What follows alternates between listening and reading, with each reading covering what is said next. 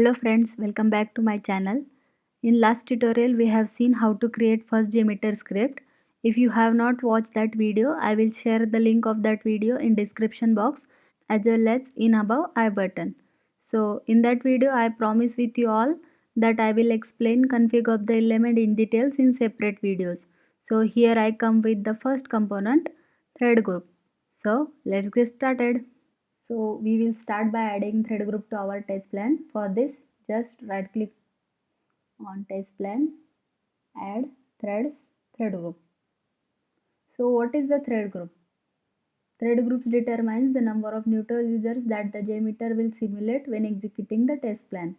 The neutral user here means the visitor to our site or the application under test. Actually, its job is to create the users to execute the scenario to perform the action. We can also rename the thread group. Let's say as users or user1. Okay. So first here we can see is the action to be taken after the sampler errors. So the JMeter will gives you the 5 ways to handle the failure of the sampler. Here are the 5 ways. So by default continue is selected. In this case, if any error occur, then the JMeter will ignore the error and continue with the execution, and only the affected sampler gets failed in the listener. If the start next thread loop is selected, then the JMeter will ignore the error and continue with the execution of the next thread loop. And if we select the stop thread, then the JMeter will stop the thread in which error is occurred and continue with the execution of the remaining thread as defined. And if we select the stop test, then the entire test execution will be stopped if any error occur. And if we select the stop test now, then in that case the test execution will be stopped and all current active sampler will be interrupted to end the execution. Now the number of threads.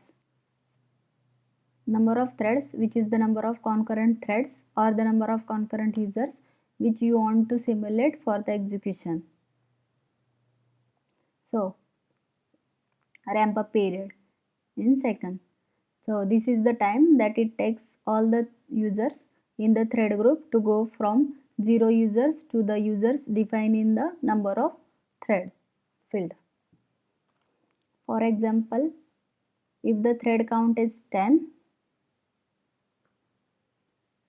and the ramp up period is, let's say, 100 seconds. So in this case, JMeter will take 100 seconds to get all the 10 threads up and running. Means the first thread start at 0 second, means at the beginning of the execution, and after 10 seconds next thread will be start. Here the simple formula is ramp up period divided by the number of threads. Means here in this case 100 divided by 10 is equal to 10 seconds. Note that the ramp up period needs to be long enough to avoid the unnecessary load at the start of the test. As well as should be enough that the last thread start running before the first one is finished. Good idea is to start with the ramp up period is equal to the number of threads and adjust up and down as needed.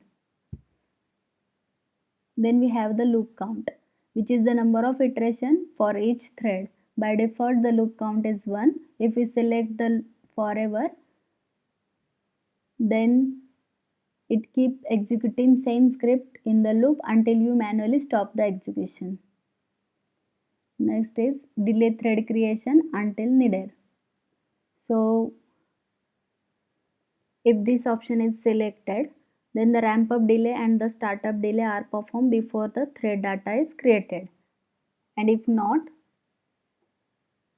then all data required for all threads is created before starting the actual execution at the beginning of the test. So here is the scheduler. JMeter also provides the scheduler. By checking and unchecking this scheduler checkbox, we can enable and disable this duration and startup delay field. If we select or check the scheduler checkbox, then the duration and the startup delay fields get enabled. You can configure duration and the startup delay to control the duration of each thread group and the after how much second it start. Means when the test is started, the JMeter will wait for the startup delay before starting the threads of the thread group and run for the configure duration time.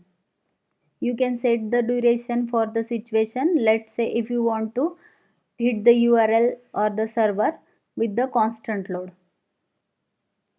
We can add multiple thread group to our test script. Let's add another thread group. Test plan, add thread group and rename it as user 2.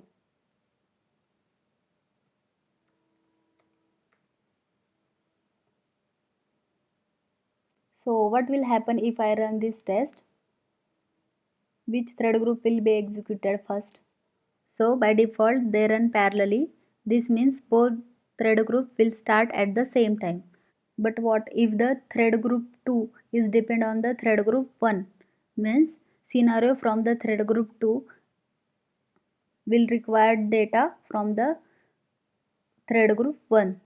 In that case we want to run our thread groups sequentially, not the parallelly. In that case we have an option in the test plan here, run thread group sequentially. If we select this option, then our thread group will be run sequentially, not the parallelly. So in this way we can run our thread group sequentially in the order they define here in the test plan. So we have covered all the configuration of the element of the thread group. If you have any queries, please comment below.